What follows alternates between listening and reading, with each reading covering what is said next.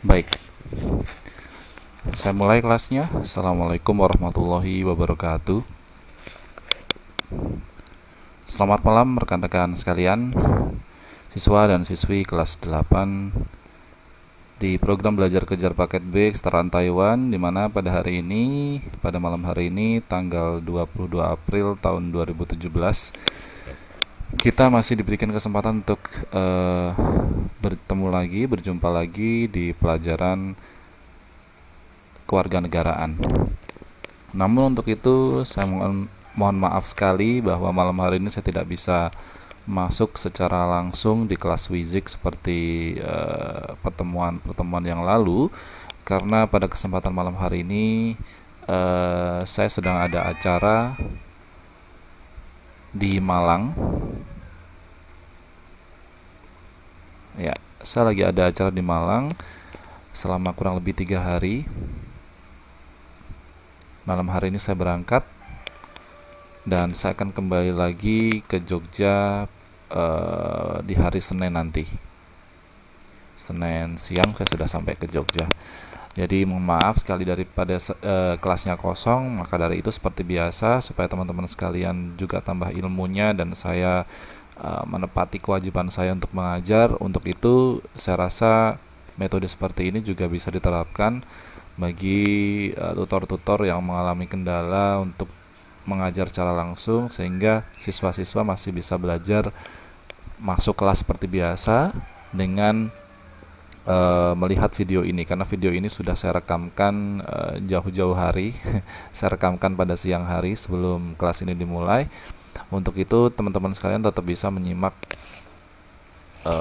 penjelasan yang saya sampaikan gitu. Untuk itu teman-teman sekalian, gitu ya, malam hari ini kita sudah masuk di pertemuan ke 10 dan 11 kalau nggak salah, atau 9 10, saya lupa. Yang jelas untuk minggu depan kalian sudah melaksanakan ujian akhir sekolah, dan saya sudah menyetorkan ujian akhir sekolahnya, materinya sampai di materi pada malam hari ini. Untuk itu teman-teman sekalian nanti harapannya bisa belajar ya secara mandiri, dan mudah-mudahan diberikan kemudahan untuk mengerjakan soal-soal, dan insya Allah soalnya tidak susah kok, semuanya ada di materi ini. Dan jika teman-teman sekalian perhatikan penjelasan saya dan teman-teman sekalian rajin baca buku dan tidak tergesa-gesa mengerjakan soalnya, insya Allah nanti dapat nilai yang bagus. Baik, sebelum kita mulai materi pada malam hari ini, marilah kita buka pertemuan pada kesempatan malam hari ini dengan berdoa menurut keyakinan dan agama kita masing-masing. Berdoa dipersilahkan.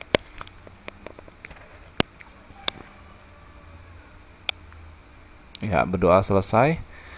Teman-teman sekalian, pertemuan sebelumnya saya sudah membahas tentang konstitusi ya, berbagai macam konstitusi yang ada di Indonesia. Nah, ternyata seiring bertambahnya waktu, pelaksanaan konstitusi di Indonesia ini mengalami berbagai macam kendala atau rintangan, yaitu salah satunya adalah tentang proses atau terjadinya penyimpangan-penyimpangan yang terjadi. Ya, penyimpangan yang dilakukan, entah itu dari oknum-oknum partai politik ataupun oknum-oknum yang duduk di lembaga-lembaga legislatif, ataupun malah penyimpangan yang dilakukan oleh pemimpin negara. Untuk itu mari kita bahas satu persatu. Secara keseluruhan akan ada total 5 penyimpangan terhadap konstitusi di Indonesia yang akan saya jelaskan pada malam hari ini. Untuk itu mari kita simak bareng-bareng ya. Dan jangan khawatir, saya tetap menampung aspirasi dari teman-teman sekalian. Jika ada yang perlu ditanyakan, ada hal-hal yang kurang jelas, nanti kalian bisa tinggalkan komentar di link Facebook, karena nanti akan saya berikan link Facebook, video ini ke Facebook kalian, sehingga nanti di situ kalian bisa diskusi di komentar. Saya akan menanggapi di situ, atau kalian juga bisa tinggalkan komentar di YouTube ya, di YouTube ketika link ini saya publish ya, atau saya terbitkan gitu. Jadi sangat mudah ya. Insya Allah saya akan segera menanggapi jika ada teman-teman sekalian yang memiliki pertanyaan ya gitu. Sekarang zamannya sudah modern, semuanya serba gampang, jadi saya kira ini tidak bisa dijadikan alasan untuk mengosongkan kelas ya. Baik, saya lanjutkan. Akan ada 5 penyimpangan terhadap konstitusi Indonesia yang akan kita bicarakan pada kesempatan malam hari ini. Untuk itu mari kita mulai saja. Ya, kita awali dengan pendahuluan ini. Ya, ini pendahuluan. Jadi selama konstitusi di Indonesia itu dilaksanakan, berbagai perubahan pun terjadi. Ya. Jadi konstitusi di Indonesia yang kemarin saya sampaikan ada beberapa macam, kemudian ganti lagi, berubah ganti, berubah ganti, berubah ganti, hingga akhirnya hingga sampai sekarang ini ada satu konstitusi yang di Indonesia, yaitu demokrasi Pancasila. Kenapa semuanya itu mengalami perubahan? Karena salah satunya adalah faktor penyimpangan-penyimpangan yang dilakukan dari lembaga-lembaga pengemban kedaulatan rakyat. Nah, ini tolok ukurnya yang melakukan penyimpangan-penyimpangan itu lebih ke lembaga pengemban kedaulatan rakyat, bisa DPR, MPR, ataupun pemimpin negara sendiri. Oleh karena itu, konstitusi yang gunakan di Indonesia ini harus berubah. Karena apa? Karena adanya penyimpangan-penyimpangan tersebut. Orang-orang yang tugasnya mengemban aspirasi rakyat, menampung aspirasi rakyat dan menjaga kedaulatan rakyat, itu malah melakukan penyimpangan-penyimpangan terhadap konstitusi yang dipakai di Indonesia. Untuk itu, maka seperti yang kemarin sudah saya sampaikan, ada berbagai macam konstitusi di Indonesia. Itu salah satunya kenapa bisa berubah-berubah seperti itu, karena terjadinya berbagai macam penyimpangan-penyimpangan ini yang dilakukan oleh lembaga pengemban kedaulatan rakyat. Mari kita bahas satu persatu. Nah, yang pertama adalah penyimpangan terhadap Undang-Undang Dasar 1945. Jadi konstitusi negara Indonesia yang dipakai pertama kalinya itu adalah berasaskan pada Undang-Undang Dasar tahun 1945. Jadi selama kurang lebih berapa tahun? 5 tahun ya, sekitar dari tahun 1945 hingga 1949, 4 tahun ya. Undang-Undang Dasar 1945 ini digunakan sebagai konstitusi negara Indonesia. Tetapi apa? Kemudian nantinya Undang-Undang Dasar 1945 itu dirombak dan mengalami perubahan. Karena apa? Karena adanya penyimpangan-penyimpangan yang dilakukan di dalam tubuh Undang-Undang Dasar 1945 ini dalam kurun waktu 4 tahun tersebut. Ya, tadi sudah saya jelaskan bahwa pada masa awal kemerdekaan, negara kita itu masih berada pada masa peralihan hukum dan pemerintahan. Ya, kita lihat saja ibarat kalau membuat negara baru, misalnya, atau membuat rumah tangga baru, berarti di situ kan hukum, aturan ya, itu belum ada. Jadi kita masih berada pada masa peralihan yang tadinya kita semua aturan, semua hukum, semua pemerintahan ya, sistem pemerintahan itu masih menganut sistem penjajah-penjajah kita seperti Jepang, Belanda, Inggris, Spanyol, Portugis dan sebagainya. Nah, ini kenapa disebut pada masa peralihan. Jadi kita berusaha untuk membuat sistem pemerintahan baru yang sesuai dengan jiwa bangsa atau rakyat Indonesia sendiri, serta mengaplikasikan hukum atau menerapkan hukum yang berlaku di Indonesia sesuai dengan yang dicita-citakan bangsa. Itu tidak susah. Jadi pada masa-masa awal kemerdekaan itu disebut masa peralihan karena semuanya itu perlu diatur lagi, perlu disusun lagi supaya bisa diterapkan dan bisa digunakan untuk menjalankan roda pemerintahan. Nah, pelaksanaan ketatanegaraan seperti ini yang dimanfaatkan oleh Undang-Undang Dasar 1945 itu belum dapat sepenuhnya dilaksanakan. Ya, karena masih dalam peralihan, sehingga konstitusi yang tadinya berpedoman pada Undang-Undang Dasar 1945 ini belum sepenuhnya dilaksanakan. Namun, penjelasan Undang-Undang Dasar 1945 telah mengantisipasi keadaan tersebut. Jadi memang belum sepenuhnya bisa dilaksanakan, tapi di dalam Undang-Undang Dasar 1945 itu sudah bisa mengantisipasi keadaan-keadaan yang berkecamuk atau masa-masa peralihan dalam pembentukan hukum dan pemerintahan yang ada di Indonesia. Ya, seperti yang dijelaskan pada pasal 4 tentang aturan peralihan ini, ya, sebelum MPR, DPR dan Dewan Pertimbangan Agung atau DPA itu dibentuk menurut Undang-Undang Dasar 1945, segala kekuasaan negara dijalankan oleh presiden dengan bantuan sebuah komite nasional.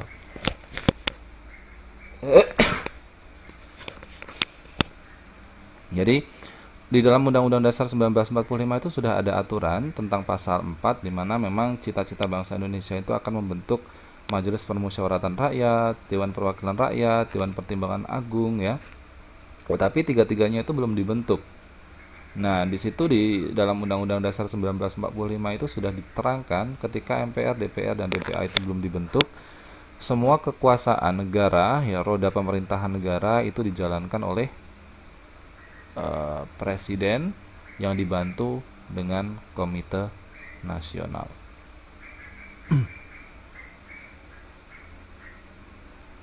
Ya, dalam perkembangannya komite nasional yang dibentuk itu menuntut kekuasaan legislatif kepada pemerintah atau presiden, sehingga keluarlah maklumat Wakil Presiden nomor 10 tanggal 16 Oktober 1945 yang memberikan kewenangan kepada Komite Nasional ini untuk menjalankan kekuasaan legislatif atau DPR.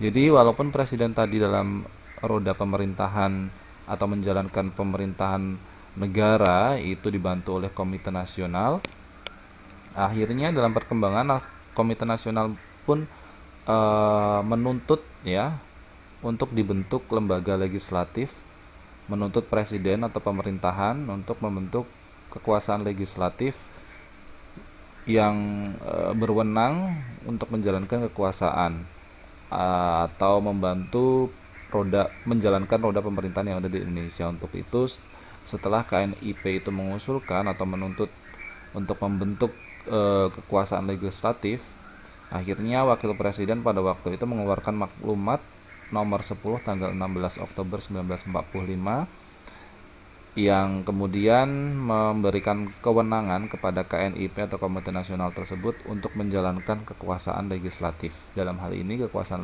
legislatif yang dimaksud adalah MPR dan DPR.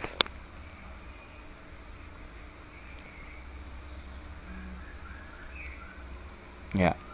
Penyimpangan kekuasaan Komite Nasional menjadi lembaga legislatif atau parlemen waktu itu dimungkinkan setelah keluarnya maklumat pemerintah tanggal 14 November 1945 yang menyatakan bahwa prinsip pertanggungjawaban menteri-menteri kepada KNIP secara resmi diakui. Jadi tadinya KNIP ini sebagai Komite Nasional itu bertugas diberikan wewenang untuk membentuk DPR dan MPR sebagai lembaga legislatif, tetapi malah melakukan penyimpangan bahwa KNIP ini malah bertindak sebagai lembaga legislatif yang kemudian secara resmi mengakui dirinya sendiri bahwa semua pertanggungjawaban menteri-menteri yang ada di dalam pemerintahan Indonesia itu secara resmi harus melaporkan atau mempertanggungjawabkan semua program-program kerja atau hal-hal yang sudah dilakukan dalam menjalankan pemerintahan negara Republik Indonesia itu malah kepada KNIP. Akibatnya apa? Kekuasaan pemerintah kemudian bergeser dari tangan presiden kepada menteri-menteri yang menjalankan roda tersebut. Setiap undang-undang yang dikeluarkan harus terdapat tanda tangan menteri. Padahal tadi di dalam Undang-Undang Dasar 1945 jelas sebelum MPR dan DPR itu disahkan, semua undang-undang itu adanya perubahan itu harus ke presiden atau komite nasional. Tapi ini karena akhirnya tadi menteri-menteri itu melakukan penyimpangan, akhirnya setiap undang-undang yang dikeluarkan itu harus ada tanda tangan menteri. Dengan demikian presiden tidak dapat diganggu gugat. Oleh karena itu, yang bertanggung jawab dalam penetapan undang-undang dasar adalah para menteri, baik diri sendiri maupun secara bersama-sama. Ini sangat tidak tidak baik ya, akhirnya tidak terorganisir dengan baik, sehingga undang-undang dasar pun menjadi menyimpang dengan undang-undang dasar yang secara awal digunakan dalam membentuk pemerintahan negara Republik Indonesia. Kemudian penyimpangan terhadap konstitusi RIS. Ini yang kedua, penyimpangan yang terjadi dalam konstitusi negara Republik Indonesia, yaitu penyimpangan terhadap konstitusi Republik Indonesia Serikat. Kita ketahui bahwa konstitusi Republik Indonesia Serikat itu bersifat liberal, federalistik ya, bahwa sifat liberal federalistik ini tidak sesuai dengan semangat proklamasi kemerdekaan tanggal 17 Agustus 1945, kemudian tidak sesuai dengan Pancasila dan juga tidak sesuai dengan kepribadian bangsa Indonesia. Oleh karena itu ini disebut menyimpang, karena sudah tidak sesuai lagi dengan semangat proklamasi, semangat Pancasila, dan juga semangat kepribadian bangsa Indonesia. Oleh karena itu muncullah berbagai macam reaksi dan unjuk rasa dari negara-negara bagian yang menuntut pembubaran RIS dan kembali ke negara kesatuan Republik Indonesia. Jadi waktu itu muncul penyimpangan-penyimpangan dengan adanya atau dibentuknya negara Republik Indonesia Serikat, di mana Republik Indonesia Serikat itu menyatakan bahwa negara Indonesia itu dipisah-pisah menjadi beberapa negara bagian yang tidak bersatu, sehingga itu secara harfiah itu tidak sesuai dengan cita-cita bangsa Indonesia yang mengatakan atau menyatakan bahwa negara Indonesia itu merupakan satu ya, berbeda-beda namun tetap satu jua. Jadi mereka, rakyat Indonesia, memunculkan berbagai macam reaksi dan unjuk rasa untuk segera membubarkan RIS ini dan meminta untuk kembali ke negara kesatuan Republik Indonesia. Nah, atas desakan rakyat tersebut, tanggal 8 Maret 1950, pemerintah federal yang tadi mengepalai atau memimpin RIS mengeluarkan Undang-Undang Darurat Nomor 11 Tahun 1950 yang isinya adalah mengatur tata cara perubahan susunan kenegaraan negara RIS.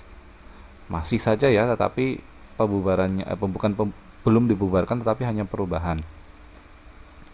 Dengan adanya undang-undang tersebut, hampir semua negara bagian RIS menggabungkan diri dengan negara Republik Indonesia yang berpusat di Yogyakarta. Jadi waktu itu pernah ibu kota negara itu ada di Yogyakarta.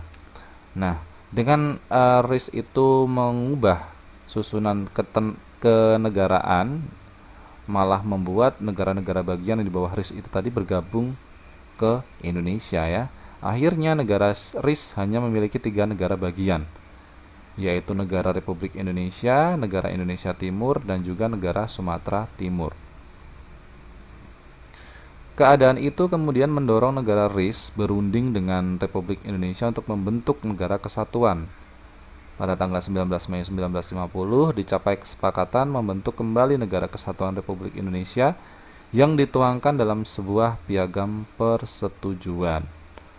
Di situ disebutkan pula bahwa negara kesatuan itu akan berdasarkan Undang-Undang Dasar baru yang merupakan gabungan unsur-unsur Undang-Undang 1945 dengan Konstitusi RIS yang menghasilkan Undang-Undang Dasar sementara 1950. Jadi tadi kan pertama kita menggunakan Konstitusi Undang-Undang Dasar 1945, kemudian mengalami penyimpangan, akhirnya muncullah Konstitusi Republik Indonesia Serikat.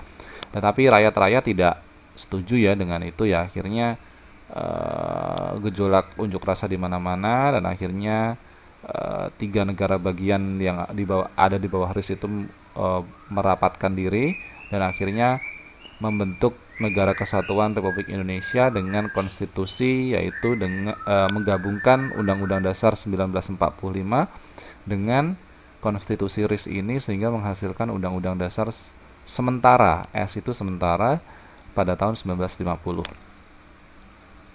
Negara Kesatuan Republik Indonesia secara resmi berdiri pada tanggal 17 Agustus tahun 1950 dan Insinyur Soekarno terpilih sebagai presiden, Muhammad Hatta sebagai wakil presiden. Sejak saat itu pula pemerintah menjalankan pemerintahan dengan menggunakan konstitusi Undang-Undang Dasar sementara tahun 1950. Nah, sudah ada 3 ya konstitusinya ya. Tadi Undang-Undang Dasar 1945, kemudian Konstitusi Republik Indonesia Serikat, dan pada akhirnya dengan berbagai macam fenomena atau kejadian-kejadian yang terjadi pada saat itu, akhirnya yang digunakan setelah tanggal 17 Agustus 1950 itu menggunakan Undang-Undang Dasar sementara tahun 1950. Kemudian penyimpangan yang terjadi selanjutnya adalah penyimpangan terhadap Undang-Undang Dasar 1950. Jadi tadi sudah ada 3 konstitusi ya. 3 konstitusi, di mana konstitusi pertama itu Indonesia menggunakan konstitusi Undang-Undang Dasar 1945, kemudian terjadi penyimpangan-penyimpangan, lahir kemudian konstitusi Republik Indonesia Serikat, kemudian tidak disetujui rakyat Indonesia, dan akhirnya muncul konstitusi yang dipakai setelah tanggal 17 Agustus 1950, yaitu tentang Undang-Undang Dasar 1950. Tetapi apa yang terjadi? Tetap saja terjadi penyimpangan terhadap Undang-Undang Dasar sementara pada tahun 1950. Gitu. Nah, masa berlakunya Undang-Undang Dasar 1950 ini diisi dengan jatuh bangunnya kabinet yang berlaku pada saat itu, sehingga pemerintah tidak stabil. Hal tersebut karena ada faktor-faktor yang mendalangi kenapa kabinet-kabinet yang menjalankan Undang-Undang Dasar sementara pada tahun 1950 ini tidak stabil. Nah, apa saja faktor-faktornya? Faktor-faktornya adalah sebagai berikut di slide selanjutnya ya. Ini dia. Yang pertama adalah adanya sistem pemerintahan parlementer yang disertai multipartai, banyak partai. Kemudian perjuangan partai-partai politik hanya untuk kepentingan golongan atau partainya, dan juga yang terakhir adalah pelaksanaan sistem demokrasi yang tidak sehat. Jadi yang pertama, kenapa kabinet yang dijalankan untuk mengisi roda pemerintahan dengan konstitusi Undang-Undang Dasar sementara pada tahun 1950 ini tidak stabil? Karena yang pertama adalah sistem pemerintahan parlementernya yang disertai dengan multipartai, artinya banyak partai yang ikut memeriahkan sistem demokrasi. Jadi kalau kita lihat banyak partai yang ada di Indonesia itu ya, pada waktu itu banyak sekali ya, kalau nggak salah lebih dari 50 partai kalau nggak salah ya, itu yang meramaikan demokrasi di Indonesia, sehingga suara-suara dari rakyat Indonesia itu pun terpecah-pecah, jadi tidak satu gitu loh. Artinya kita tidak bisa melihat mana yang kuat, mana yang tidak. Jadi kadang-kadang suaranya itu seimbang.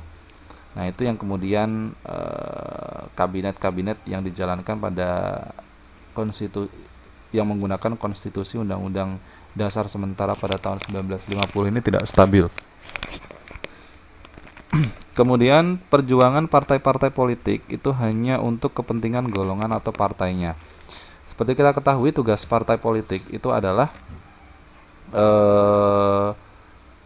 sebagai tangan kanan dari rakyat Indonesia untuk menyampaikan aspirasi rakyat, aspirasinya yang bisa didengarkan dan bisa dipergunakan dalam membangun atau menjalankan roda pemerintahan Indonesia itu sendiri. Tetapi bagaimana ketika partai-partai politik itu hanya digunakan sebagai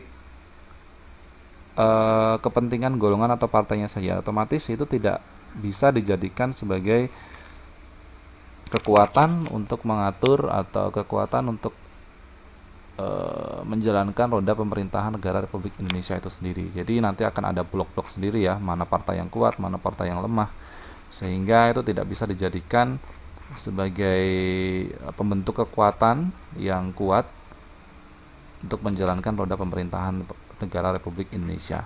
Nah, yang ketiga adalah karena negara Indonesia itu menjalankan sistem demokrasi, seharusnya apa yang berasal dari rakyat itu dikembalikan lagi oleh rakyat dan untuk rakyat. Nah, di mana penyimpangan yang terjadi di pelaksanaan Undang-Undang Dasar sementara tahun 1950 ini, pelaksanaan demokrasi ini tidak sehat, gitu ya. Jadi banyak korupsi, banyak kolusi, nepotisme. Jadi benar-benar tidak melaksanakan asas demokrasi di mana segala sesuatu itu berasal dari rakyat, untuk rakyat, dan oleh rakyat. Nah, pada akhirnya baik Undang-Undang Dasar Republik Indonesia Serikat maupun Undang-Undang Dasar sementara tahun 1950 dalam menggunakan Pancasila sebagai dasar negara hanya merupakan ketentuan formal, sedangkan jiwa kekeluargaannya belum mampu dilaksanakan secara operasional.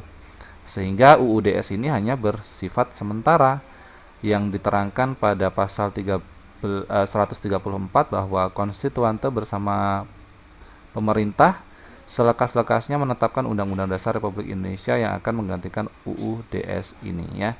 Jadi dengan adanya kelemahan-kelemahan Undang-Undang Dasar sementara yang tadi digunakan untuk konstituante, itu harus didesak supaya pemerintah itu benar-benar mengeluarkan Undang-Undang Dasar Republik Indonesia yang menggantikan UUDS ini.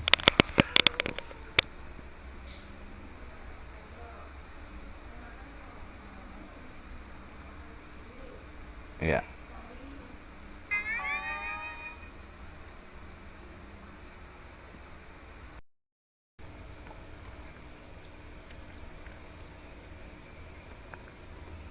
Baik, saya lanjutkan lagi.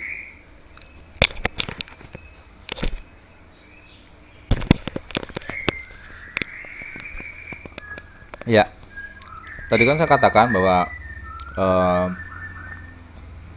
akhirnya penuntutan untuk membuat Undang-Undang Dasar Republik Indonesia itu harus segera dilakukan, dan yang diberikan tugas untuk membuat Undang-Undang Dasar Republik Indonesia itu adalah Badan Konstituante. Tetapi Badan Konstituante yang diberikan tugas membuat Undang-Undang Dasar baru itu tidak bisa menjalankan kerjanya dengan baik. Nah, akhirnya keadaan ini kemudian memancing berkembangnya persaingan politik yang membawa akibat luas dalam berbagai tata kehidupan masyarakat bangsa Indonesia. Jadi gawat nih situasinya ya. Nah, situasi gawat itu kemudian mendorong presiden untuk mengajukan konsepsi atau mengajukan usulan-usulan tentang sistem demokrasi terpimpin dalam rangka mengembalikan konstitusi negara Indonesia itu kembali ke Undang-Undang Dasar 1945. Nah, akhirnya konsep tersebut yang disampaikan oleh presiden tersebut itu diutarakan di depan sidang pleno DPR pada tahun 1955.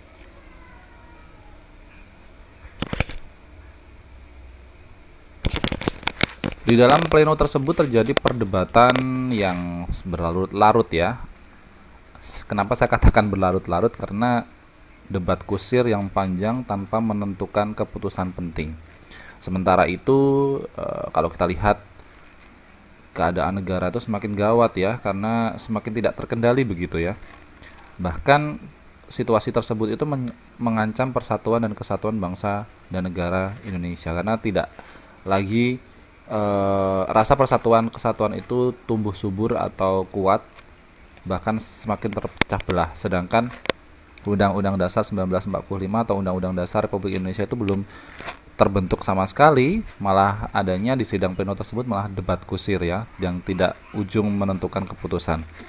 Nah, Presiden Soekarno melihat keadaan tersebut, kemudian menggunakan wewenangnya sebagai presiden dengan mengeluarkan dekret presiden pada tanggal 5 Juli 1955 1959. Dekret itu artinya hal-hal atau yang dikatakan atau kalimat sakral yang di, yang dikatakan oleh presiden, dan itu bersifat mutlak dan absolut ya. Jadi karena Presiden Soekarno sudah geram, akhirnya dia memiliki wewenang untuk mengeluarkan dekret presiden pada tanggal 5 Juli 1959 yang isinya adalah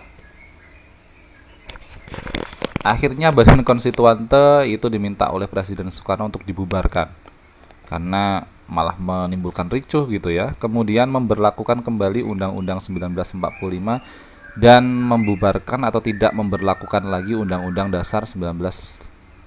Jadi intinya Undang-Undang Dasar 1945 itu kembali lagi ya dipakai. Dan dibentuklah MPR sementara dan DPA sementara. Itu adalah isi dari mandat presiden yang menggunakan wewenangnya untuk mengeluarkan dekret ya. Karena sudah tidak ada lagi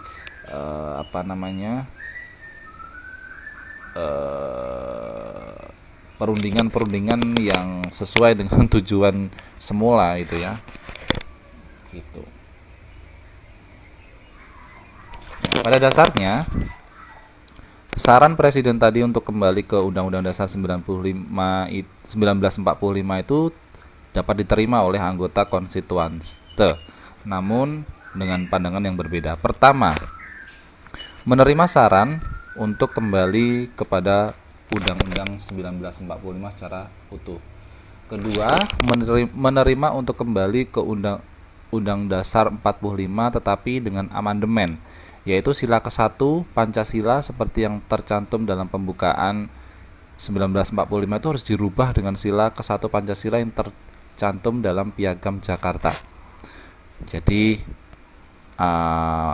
konstituante setuju dengan kembali ke Undang-Undang Dasar 1945 tapi dengan berbagai pandangan. Yang pertama, menerima secara utuh kembali ke Undang-Undang Dasar 45, tetapi yang ada juga pihak-pihak yang tidak menerima secara utuh, artinya dengan adanya perubahan-perubahan seperti dia minta sila pertama Pancasila yang tercantum pada Undang-Undang Dasar 1945 itu diganti dengan sila Pancasila yang ada di Piagam Jakarta, di mana itu beda bunyinya. Nah, setelah melalui berbagai macam usaha, konstituante tidak dapat mengambil keputusan dan akhirnya menerima anjuran tersebut. Gitu. Itu penyimpangan yang ketiga tadi tentang Undang-Undang Dasar sementara.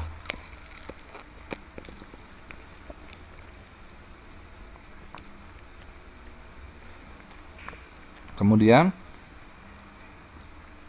hal yang terjadi selanjutnya adalah terjadi penyimpangan lagi. Setelah Indonesia ini mengukuhkan diri untuk kembali lagi ke Undang-Undang Dasar 1945, ternyata terjadi penyimpangan lagi. Ya, tadi dengan memberlakukannya kembali Undang-Undang Dasar 1945 dan mengingat lembaga-lembaga negara itu belum lengkap, nah dilakukanlah beberapa langkah sebagai berikut. Jadi tadi sudah diawali ya bahwa negara Indonesia akhirnya kembali lagi ke konstitusi Undang-Undang Dasar 1945 dengan membentuk MPR sementara dan DPA sementara. Tetapi kalau dilihat bahwa lembaga-lembaga negara itu belum lengkap, dan akhirnya dilakukanlah beberapa langkah-langkah untuk melengkapi roda pemerintahan Republik Indonesia. Apa saja langkah-langkahnya? Yang pertama adalah pembaruan susunan Dewan Perwakilan Rakyat melalui penetapan Presiden nomor 3 tahun 60.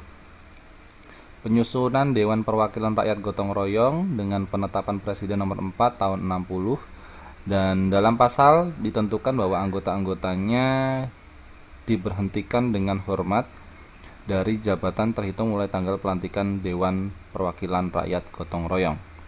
Nah, untuk melaksanakan dekret presiden, Presiden mengeluarkan penetapan Presiden nomor 2 tahun 1959 tentang MPR sementara.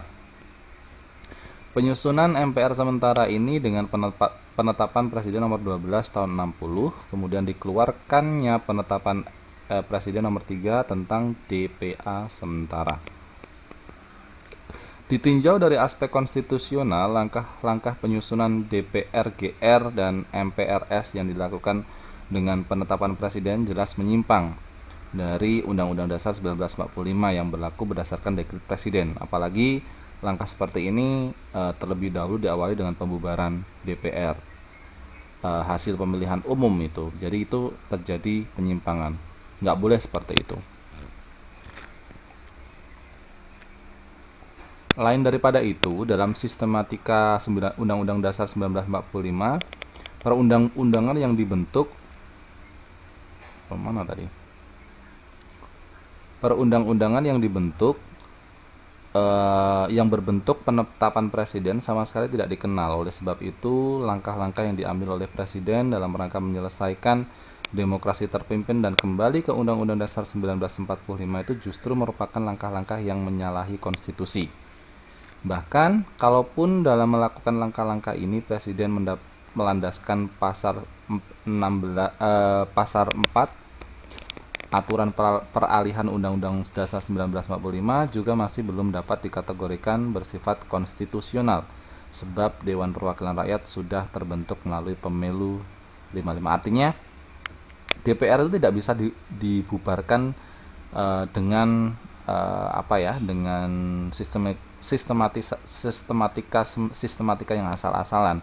Ya, karena DPR itu dibentuk berdasarkan pemilu tahun 1955. Jadi dengan demikian, sejak berlakunya kembali Undang-Undang Dasar 1945 berdasarkan dekret Presiden tanggal 5 Juli tersebut, ketentuan-ketentuan yang terdapat di dalam Undang-Undang Dasar 45 belum dapat dilaksanakan secara murni dan konsekuen. Nah, penyimpangan-penyimpangan itu pun terjadi, antaranya lembaga-lembaga negara seperti MPR, DPR, DPA ya, belum dibentuk berdasarkan undang-undang. Ya masih dibentuk berdasarkan oknum-oknum seperti Badan Konstitusi tadi. Nah, lembaga-lembaga tersebut juga belum belum permanen, tapi masih bersifat sementara. Kemudian penyimpangan yang lain adalah pengangkatan Presiden Soekarno sebagai presiden seumur hidup melalui ketetapan MPR.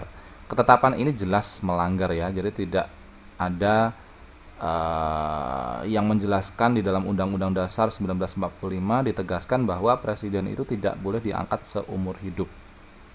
Dan di situ dijelaskan bahwa presiden itu jabatannya selama 5 tahun. Kemudian sesudahnya dapat dipilih kembali. Jadi tidak ada seumur hidup, sehingga ini pun dicap atau dinilai sebagai sesuatu hal yang menyimpang. Dengan demikian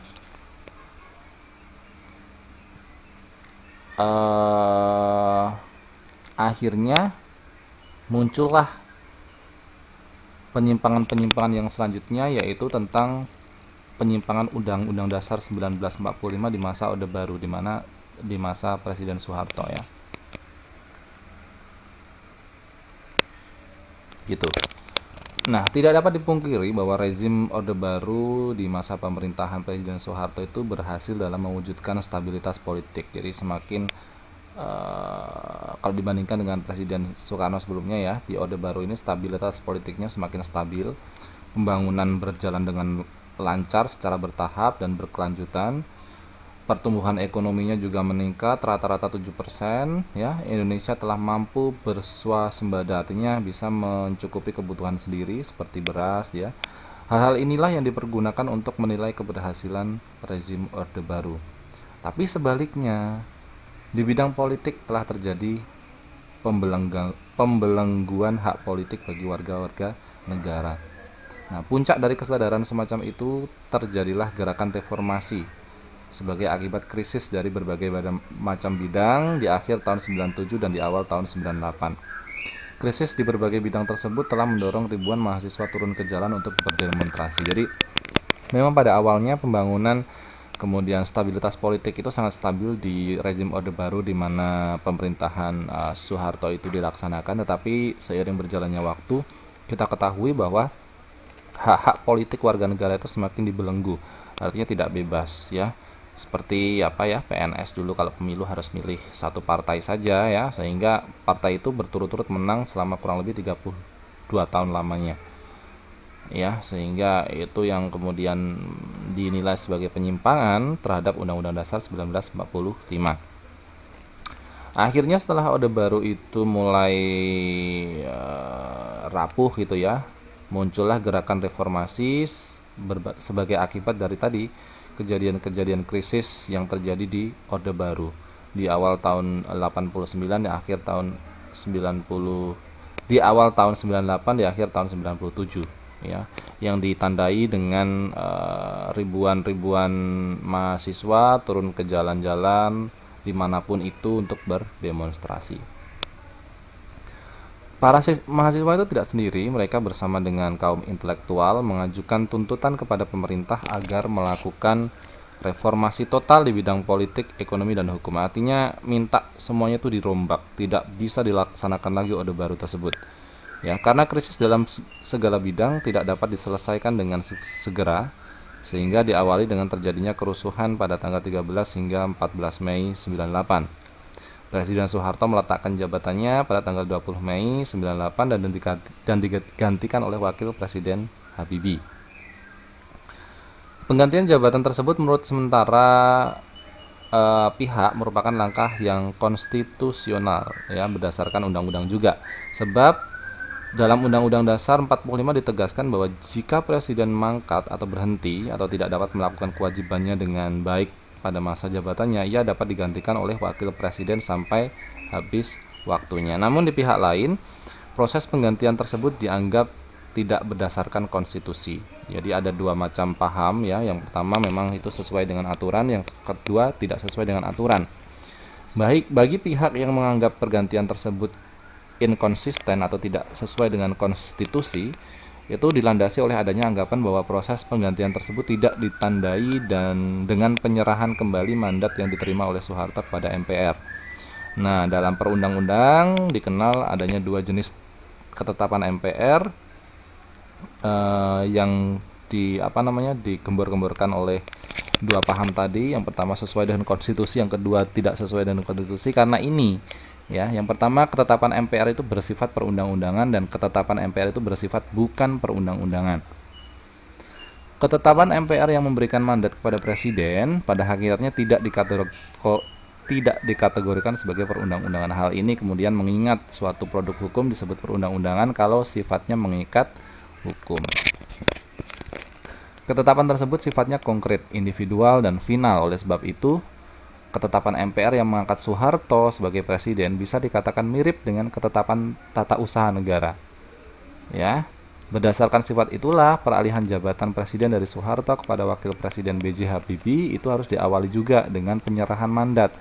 Jadi ini yang kemudian dinilai sebagai penyimpangan juga. Jadi tidak langsung wakil presiden itu langsung mengemban sebagai presiden menggantikan Soeharto tadi, tetapi harus disertai dengan Presiden Soeharto yang menyerahkan jabatannya kepada MPR terlebih dahulu, ya.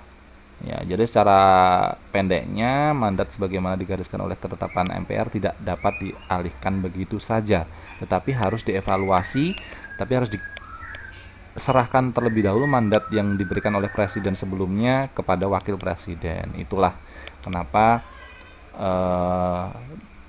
kejadian-kejadian itu bisa disimpulkan bahwa konstitusi yang sesuai dengan jiwa bangsa Indonesia itu adalah Undang-Undang Dasar 1945. Karena dari awal itu sudah Undang-Undang Dasar 1945 diganti, dirombak, mengalami penyimpangan-penyimpangan, akhirnya kembali lagi. Adanya penyimpangan kembali lagi, ya. Ya. Namun dalam perkembangannya memang terjadi penyimpangan dalam pelaksanaannya. Itu, ya. Jadi intinya kita menjelaskan Undang-Undang Dasar 1945 sebagai konstitusi di dalam negara Indonesia, tetapi seiring bertambahnya waktu, berkembangnya waktu, itu semuanya bisa terjadi penyimpangan-penyimpangan yang terjadi. Dan tetap saja seperti awal terbentuknya konstitusi di Indonesia menggunakan Undang-Undang Dasar 45, akhirnya setelah berbagai macam penyimpangan terjadi, Indonesia pun kembali lagi menggunakan Undang-Undang Dasar 1945 sebagai konstitusi untuk menjalankan roda pemerintahan di negara Republik Indonesia, ya. Ya, itu yang bisa saya sampaikan teman-teman sekalian, mudah-mudahan ada manfaatnya. Saya kira itu mudah-mudahan ada manfaatnya. Kita akan ketemu lagi teman-teman yang akan datang. Untuk itu silahkan tinggalkan komentar jika masih ada yang belum dipahami. Oleh karena itu kita tutup saja pertemuan pada malam hari ini dengan berdoa menurut keyakinan dan agama kita masing-masing. Berdoa dipersilahkan. Berdoa selesai. Dari saya kurang lebih nyaman maaf. Saya tutup, saya akhiri. Assalamualaikum warahmatullahi wabarakatuh dan selamat malam.